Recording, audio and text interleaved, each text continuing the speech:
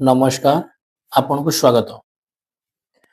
1912 मसीहा मनुष्यर अभिमान और प्रजुक्तिर शिखर रे दौड़ुथिला गोटे विशाल जहाज जार नाम थिला आरएमएस टाइटानिक। लोक माने कहउतिले एई जहाज केबे बुड़ीबो नाही बोली। एहा अनसिंकेबल अटे, किंतु किए जानिथिला समुद्र तळे लुचिथिबा एक हिमशिला लोकंक विश्वास को सबुदिन पई चुरमार करिदेबो बोली।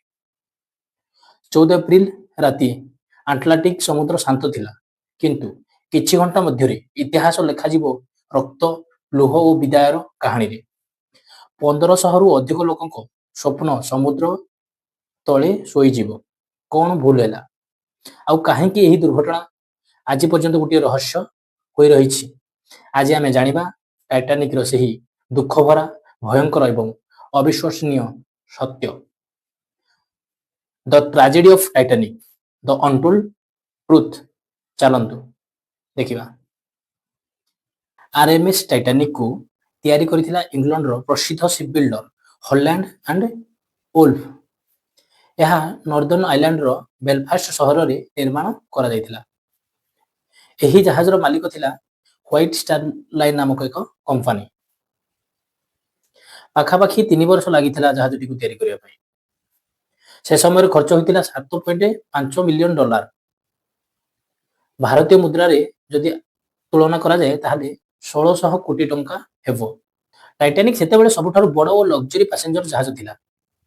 एहार भितरे प्रथम श्रेणी यात्रीक पई दुईटी बड़ बड़ ग्रैंड स्टेयरकेस थिला, गोटिए स्विमिंग पूल थिला, टर्किश बाथ थिला, इलेक्ट्रिक बाथ, गोटिए gym, luxury dining hall, cafe, private suite जहां 5 स्टार होटल भली थिला, आ गोटे लाइब्रेरी मध्य थिला। Comfortable cabin, library, dining room, music room, basic facilities इत्यादि द्वितीय श्रेणी और तृतीय श्रेणी को पई रखा जायतिला। सेते बेले एते लग्जरी सुविधा अन्य कोनोसी जहाज रे न थाए, जहां टाइटानिक पाखरे थिला। सेति पई टाइटानिक सब जहाज टू अलगा मध्य थिला। एही जहाजटीर लंबा थिला 269 मीटर, चौड़ा थिला 28 मीटर, उच्चता थिला 53 मीटर, जहा 9 ताला घरर उच्चता सह समान थिला। माने जहाजटी एते बड़। एहा एते बड़ थिला जे से समय एहाकू फ्लोटिंग पैलेस बोली कहा जाउ थिला। आरएमएस टाइटानिक तार प्रथम यात्रा 10 एप्रिल 1912 रे इंग्लैंड रो साउथहैम्पटन बंदर रु आरंभ करिथिला। लक्ष्य थिला अमेरिकार न्यूयॉर्क सिटी पर्यंत। टाइटानिक रो भार संभाळिथिले 62 वर्षीय कैप्टेन एडवर्ड स्मिथ, जहांकर कंपनी रे विगत 32 वर्ष हेबो अभिज्ञता थिला। अधिकांश यात्री अमेरिका भली विकसित देश रे नूतन जीवन आशा रे बाहरी पड़िथाती टाइटानिक रो प्रथम यात्रा रे शामिल हेबा पई। समस्त को मन रे आनंद उल्लास थाए। बड़ बड़ इंडस्ट्रियलिस्ट, एक्टर, बिजनेसमैन, इमिग्रेंट और साधारण यात्री मध्य थांती टाइटानिक रे। सेते बेले जहाज रे 2200 रु अधिक लोक थांती। एहा भितरे 907 जन क्रू मेंबर मध्य थांती। यात्रा समय रे दुईटी स्थान लोक जहाज को उठी थांती। प्रथम स्थान टी होची फ्रांस रो चेरबर्ग 270 यात्री, आउ शेष रे आइलैंड रो क्विंस्टन रो 120 यात्री उठी थांती यात्रा करिया पई। सेते बेले जहाजटी को 22 नॉट बा 40 किलोमीटर प्रति बेग रे गति करा जाउ थिला। कंपनी रो चेयरमैन चाहुतिले जे 6 दिन पूर्वरु जहाजटी को न्यूयॉर्क रे पहुंचा दिया जाउ बोली, जहा फल रे स्पीड मामला रे अन्य जहाज ठू आगरे रहइबो बोली चाहुतिले। यात्रा आरंभर मात्र 2 दिन परे टाइटानिक को मिली थाए प्रथम आइसबर्ग वार्निंग। एही आइसबर्ग कहिले बरफर पहाड़ को बुझाए। जो रास्ता रे जहाजटी यात्रा करूची बहुत सारा छोट बड़ आइसबर्ग मौजूद अछि।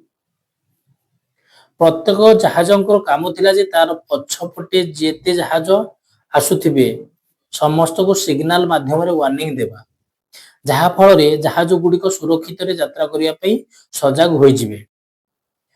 सेमिति टाइटानिक को मध्ये आइसबर्ग वार्निंग मिलिथिला। तो टाइटानिक रो रेडियो ऑपरेटर जैक फिलिप्स ସେତେବେଳେ ରେଡିଓ ଅପରେଟର ଜ୍ୟାକ୍ ଫିଲିପ୍ସ ଥାନ୍ତି।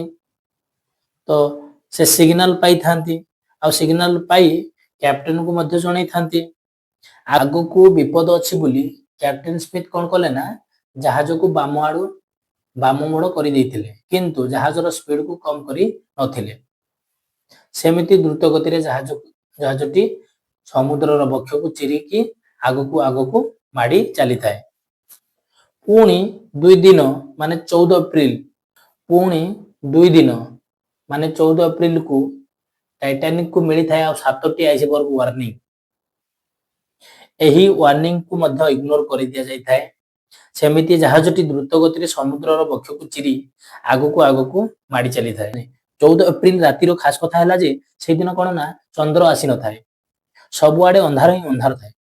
ବାହାରର ତାପମାତ୍ରା ମଧ୍ୟ ବହୁତ କମ ଥିଲା ଆଉ ସମୁଦ୍ରର ଜଳ ମଧ୍ୟ ସ୍ଥିର ଥିଲା।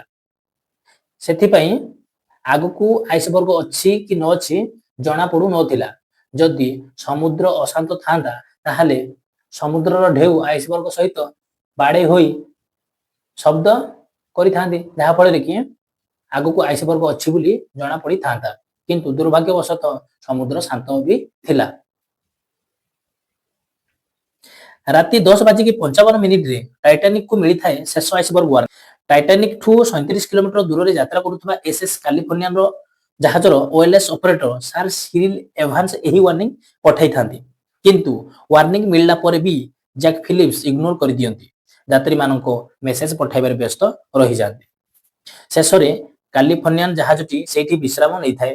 ଯେହେତୁ ରାତି ଅନ୍ଧକାର ଥିଲା ଆଉ ଆଇସବର୍ଗ ଭଳି ବିପଦ ଥିବାରୁ ଯାତ୍ରା କରି ନଥାଏ, ରେଡିଓ ସିଗ୍ନାଲ ସୁଇଚ୍ ଅଫ୍ କରି ସେଇଠି ଶୋଇପଡନ୍ତି। ସେପଟେ ଟାଇଟାନିକରେ ସମସ୍ତେ ଶାନ୍ତିରେ ଶୋଇଥାନ୍ତି। କ୍ରିଉ ମେମ୍ବର ତାଙ୍କ କାମ ଜୋରସୋରରେ କରୁଥାନ୍ତି। କେହି ବି ସ୍ୱପ୍ନରେ ଭାବି ନାହାନ୍ତି ଯେ ସତରେ ଜାହାଜଟି ଆଗକୁ ବୁଡିଯିବ ବୋଲି। ସେଥିପାଇଁ କମ୍ପାନୀର ଭାଇସ୍ ପ୍ରେସିଡେଣ୍ଟ ପବ୍ଲିକ ସାମ୍ନାକୁ ଆସି ଓପନଲି କହିଥିଲେ ଯେ ଏହି ଜାହାଜ କେବେ ବୁଡିବ ନାହିଁ। ସେଥିପାଇଁ ସମସ୍ତେ ଏହାକୁ ଗଭୀର ବିଶ୍ୱାସ ମଧ୍ୟ କରି ନେଇଥିଲେ। ଜାହାଜର ଆଗ ଭାଗରେ ଗୋଟେ କ୍ରାଉଜ ନେଷ୍ଟ ଥାଏ। ସେଇଠି 2 ଜଣ କ୍ରିଉ, ଜଣେ ଫେଡରିକ ଫ୍ଲିଟ ଓ ଆଉ ଜଣେ ରେଜିନାଲ୍ଡ ଲି ଥାନ୍ତି। ଏହି 2 ଜଣଙ୍କ କାମ ହେଉଛି ଦୂରରୁ ନଜର ରଖିବା, ଆଗକୁ ରାସ୍ତା କ୍ଲିୟର ଅଛି କି ନାହିଁ ଅନୁଧ୍ୟାନ କରିବା। ସେତେବେଳେ ୟାଙ୍କ ପାଖରେ ବାଇନୋକୁଲାର ନଥାଏ, ଯେଉଁଥିରେ ଦୂରରୁ ଜିନିଷକୁ ଦେଖି ହୁଏ। ରାତି ବି ଅନ୍ଧାର ଥାଏ। ଫାଇନାଲ ୱାର୍ନିଂ ପାଇବା ପରେ କ୍ରାଉଜ ନେଷ୍ଟର ଲୁକ୍ଆଉଟ ପଏଣ୍ଟରେ ଥିବା 2 ଜଣ ହଠାତ୍ ଜାହାଜର ସାମ୍ନାରେ ଗୋଟେ କଳା ପାହାଡ ପରି ଆଇସବର୍ଗ ଆସିକି ଛିଡା ହେଇଗଲା। ହଠାତ୍ ସେମାନେ ଆଶ୍ଚର୍ଯ୍ୟ ହୋଇ ପଡିଥିଲେ। ଫେଡରିକ ଫ୍ଲିଟ କଣ କରିଥିଲେ ନା ତୁରନ୍ତ ୱାର୍ନିଂ ଘଣ୍ଟିକୁ 3 ଥର ଜୋରରେ ବାଡେଇବାକୁ ଲାଗିଲେ ଆଉ କଲ ମାଧ୍ୟମରେ ବ୍ରିଜକୁ ଇନଫର୍ମ କରିଥିଲେ। ସଙ୍ଗେ ସଙ୍ଗେ ସିନିୟର ଅଫିସର ୱିଲିୟମ ମର୍ଡଚ ଘଣ୍ଟିର ଶବ୍ଦ ଶୁଣିବା ପରେ ଜାହାଜକୁ ରୋକିବା ପାଇଁ ଅର୍ଡର ଦେଇଥାନ୍ତି। ରିଭର୍ସ ଇଞ୍ଜିନ ଷ୍ଟାର୍ଟ କରିବାକୁ କ୍ରିଉ ମାନେ ଲାଗି ପଡିଥାନ୍ତି। କିନ୍ତୁ ଏବେ ସବୁକିଛି ସରିଯାଇଥାଏ। ଏତେ କମ ସମୟ ମଧ୍ୟରେ ଏତେ ବଡ ଜାହାଜକୁ ରୋକିବା ଅସମ୍ଭବ ହୋଇ ପଡିଯାଏ। ତ ବହୁତ ଚେଷ୍ଟା ପରେ ସାମାନ୍ୟ ଜାହାଜକୁ ବାମ ମୋଡ଼ ଆଡେ କରିଦିଆଯାଇଥାଏ। କିନ୍ତୁ ଜାହାଜର ଆଗ ଭାଗ ବରଫ ସହ ବାଡେଇ ନ ହୋଇ ଜାହାଜର ତଳ ଭାଗର ଡାହାଣ ପାର୍ଶ୍ୱ 6ଟି କମ୍ପାର୍ଟମେଣ୍ଟରେ ଘଷି ହୋଇଯାଇଥିଲା, ଯାହା ଫଳରେ କମ୍ପାର୍ଟମେଣ୍ଟର କବାଟ ଭାଙ୍ଗି ଜୋରରେ ପାଣି ଭରିବାକୁ ଲାଗିଲା ଟାଇଟାନିକରେ। ଆଗରୁ କମ୍ପାନୀ ଦାବା କରିଥିଲା ଯେ ଯଦି କୌଣସି କାରଣରୁ 16ଟି କମ୍ପାର୍ଟମେଣ୍ଟରୁ 4ଟି କମ୍ପାର୍ଟମେଣ୍ଟରେ ପାଣି ପଶିଯାଏ ତାହେଲେ ବି ଜାହାଜଟି ସୁରକ୍ଷିତ ଭାବରେ ଯାତ୍ରା କରିବ। କିନ୍ତୁ ଏଠି 6ଟି ଜାଗାରେ 6ଟି କମ୍ପାର୍ଟମେଣ୍ଟରେ ପାଣି ଭରିବାକୁ ଲାଗିଲା, ଯାହା ଫଳରେ ଜାହାଜଟିକୁ ବଡ ବିପଦ ଆଡକୁ ଟାଣି ନେଇଥିଲା। ଜାହାଜର ଡିଜାଇନିଂ ଅଫିସର ଥମାସ ଆଣ୍ଡ୍ରିଉଜ ଅନୁଧ୍ୟାନ କଲେ ଆଉ ନିଶ୍ଚିତ କଲେ ଯେ କିଛି ଘଣ୍ଟା ମଧ୍ୟରେ ଏ ଜାହାଜଟି ସମ୍ପୂର୍ଣ୍ଣ ବୁଡିଯିବ। ତ କ୍ୟାପ୍ଟେନ ସ୍ମିଥ ନିର୍ଦ୍ଦେଶ ଦେଇଥାନ୍ତି ଡିଷ୍ଟ୍ରେସ ସିଗ୍ନାଲ ପଠାଇବା। ଯଦି ଆଖପାଖରେ ଥିବା ଜାହାଜ ଗୁଡ଼ିକ ସିଗ୍ନାଲ ପାଇ ଟାଇଟାନିକ ପାଖକୁ ଆସିଯାଆନ୍ତି ତାହେଲେ ବହୁତ ଲୋକଙ୍କ ଜୀବନ ବଞ୍ଚିଯିବ। କିନ୍ତୁ ଦୁଃଖର ବିଷୟ ଯେ କାହାରି ରେସ୍ପନ୍ସ ମିଳି ନଥିଲା। ଡିଷ୍ଟ୍ରେସ ସିଗ୍ନାଲ ପଠାଇବାର 20 ମିନିଟ ପରେ ଟାଇଟାନିକଠୁ 107 କିଲୋମିଟର ଦୂରରେ ଯାତ୍ରା କରୁଥିବା ଆରଏମଏସ୍ କାର୍ପେଥିଆ ସିଗ୍ନାଲ ପାଇଥାଏ। ସଙ୍ଗେ ସଙ୍ଗେ ସେ ଟାଇଟାନିକ ଲୋକେସନକୁ ଆସିବା ପାଇଁ ତାର ଦିଗ ବଦଳେଇ ଦେଇଥାଏ। ଦୁର୍ଭାଗ୍ୟର କଥା ଯେ ଯଦି କାର୍ପେଥିଆ ତାର ଟପ୍ ସ୍ପିଡରେ ଟାଇଟାନିକ ପର୍ଯ୍ୟନ୍ତ ଆସିବାକୁ ଚାହିଁବ ତାହେଲେ ବି ତାକୁ 3 ରୁ 4 ଘଣ୍ଟା ଲାଗିଯିବ ଟାଇଟାନିକ ଲୋକେସନକୁ ପହଞ୍ଚିବା ପାଇଁ। କଣ ଏତେ ସମୟ ପର୍ଯ୍ୟନ୍ତ ଜାହାଜଟି ପାଣିରେ ଭାସିକି ରହିବ କି? ନା, ରହିବ ନାହିଁ। ଥମାସ ଆଣ୍ଡ୍ରିଜ କହିଦେଇଥିଲେ ଯେ 1 ରୁ 2 ଘଣ୍ଟା ଭିତରେ ଜାହାଜଟି ସମ୍ପୂର୍ଣ୍ଣ ବୁଡ଼ିଯିବ। ତେଣୁ କ୍ୟାପ୍ଟେନ ସ୍ମିଥ କଣ କରିଛନ୍ତି ନା କହିଛନ୍ତି ଯେ ଲାଇଫ ବୋଟ ସାହାଯ୍ୟରେ ଲୋକଙ୍କୁ ଉଦ୍ଧାର କରିବା ପାଇଁ। ତ ସେତେବେଳେ ଜାହାଜରେ ମାତ୍ର 20ଟି ଲାଇଫ ବୋଟ ଥିଲା। ଯଦି କଳନା କରାଯାଏ ତାହେଲେ 1100 ରୁ 1200 ଲୋକ ଏହି ଲାଇଫ ବୋଟ ସାହାଯ୍ୟରେ ଉଦ୍ଧାର ହୋଇପାରିବେ। ଆଗରୁ ତ ସମସ୍ତେ କନଫର୍ମ ହେଇଯାଇଥିଲେ ଯେ ଜାହାଜଟି କେବେ ବୁଡ଼ିବ ନାହିଁ। ସେଥିପାଇଁ ଜାହାଜରେ ଲାଇଫ ବୋଟ ସଫିସିଏଣ୍ଟ ରଖାଯାଇ ନଥିଲା। ପ୍ରୋଟୋକଲ ଅନୁସାରେ ପ୍ରଥମେ ଛୋଟ ପିଲା ଓ ମହିଳାମାନଙ୍କୁ ମିଳିଲା ସୁଯୋଗ ଲାଇଫ ବୋଟରେ ଯିବା ପାଇଁ। ଅଧିକାଂଶ ଲୋକ ନିଜ ନିଜ ଭିତରେ ଝଗଡ଼ା ଆରମ୍ଭ କରିଦିଅନ୍ତି ନିଜ ନିଜ ଜୀବନ ବଞ୍ଚାଇବା ପାଇଁ। କେହି କେହି ମୃତ୍ୟୁକୁ ସ୍ୱୀକାର କରି ନିଜ ନିଜ ପରିବାରକୁ ଧରି କ୍ୟାବିନ ଭିତରେ ଶୋଇଯାଆନ୍ତି। ଆଗ ଭାଗ ପୁରା ବୁଡ଼ିବାକୁ ଲାଗିଲା ଆଉ ତାର ପଛ ଭାଗଟି ଆକାଶକୁ ଝୁଲିକି ରହିଗଲା। ରାତି 2:20 ଜାହାଜଟି ସମ୍ପୂର୍ଣ୍ଣ ଦୁଇଖଣ୍ଡ ହୋଇଗଲା, ଯାହାଫଳରେ ପଛ ଭାଗ ମଧ୍ୟ ପାଣିରେ ବୁଡ଼ିବାକୁ ଲାଗିଲା। ତ କ୍ରିଉ ମେମ୍ବର ମାନଙ୍କର ଅବହେଳା କାରଣରୁ ଯେଉଁ ଲାଇଫ ବୋଟରେ 68 ଲୋକ ଉଦ୍ଧାର ହୋଇପାରିଥାନ୍ତେ ସେଇ ଲାଇଫ ବୋଟରେ ମାତ୍ର 28 ଜଣ ଲୋକ ବସିଥାନ୍ତି। ଏହା ଥିଲା କ୍ରିଉ ମେମ୍ବର ମାନଙ୍କର ଅବହେଳା। ସେଥିପାଇଁ ଟୋଟାଲ 20ଟି ଲାଇଫ ବୋଟରେ ମାତ୍ର 700 ଲୋକ ଯାଇଥାନ୍ତି। ଆଉ ଏବେ ବି ଜାହାଜରେ 1500 ରୁ ଅଧିକ ଲୋକ ଫସିକି ଥାନ୍ତି। ଯେତେବେଳେ ଜାହାଜଟି ସମ୍ପୂର୍ଣ୍ଣ ଦୁଇଖଣ୍ଡ ହୋଇଯାଇଥାଏ ସେତେବେଳେ କଣ ହେଲା ନା ଜାହାଜର ଲୋକ ପାଣିରେ ଭାସିବାକୁ ଲାଗିଲେ। ସେତେବେଳେ ପାଣିର ତାପମାତ୍ରା -2 ଡିଗ୍ରୀ ସେଲସିୟସ ଥାଏ, ଯାହା 10 ରୁ 15 ମିନିଟ ପର୍ଯ୍ୟନ୍ତ ଲୋକମାନେ ବଞ୍ଚିପାରିବେ। ହାଇପୋଥର୍ମିଆ କାରଣରୁ କୌଣସି ଲୋକ 20 ମିନିଟରୁ ଅଧିକ ବଞ୍ଚିପାରିବା ଅସମ୍ଭବ। ତେଣୁ ସବୁ ଲୋକ କଣ ହେଲା ନା ସେଇ ଥଣ୍ଡା ପାଣିରେ ହିଁ ମୃତ୍ୟୁବରଣ କଲେ। ତ ଏପଟେ ଜାହାଜକୁ ବଞ୍ଚାଇବା ପାଇଁ ଆସୁଥିବା ଆରଏମଏସ୍ କାର୍ପେଥିଆ ରାତି 3 ରୁ 4 ଘଣ୍ଟା ଭିତରେ 4ଟା ଭିତରେ ଆସିକି ଟାଇଟାନିକ ଲୋକେସନରେ ପହଞ୍ଚିଥାଏ। ସେତେବେଳେ ସବୁକିଛି ସରିଯାଇଥାଏ। ଟାଇଟାନିକ ସମ୍ପୂର୍ଣ୍ଣ ଭାବରେ ପାଣି ଭିତରେ ବୁଡ଼ି ଯାଇଥାଏ। ଲୋକମାନଙ୍କର ଶବ ପାଣିରେ ଭାସୁଥାଏ।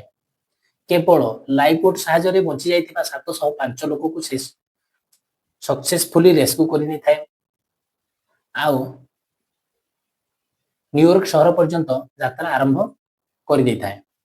3 ରୁ 4 ଦିନ ପର୍ଯ୍ୟନ୍ତ ଯାତ୍ରା କରିବା ପରେ ପରେ ସେ ନ୍ୟୁୟର୍କ ସହରରେ ପହଞ୍ଚିଥାଏ।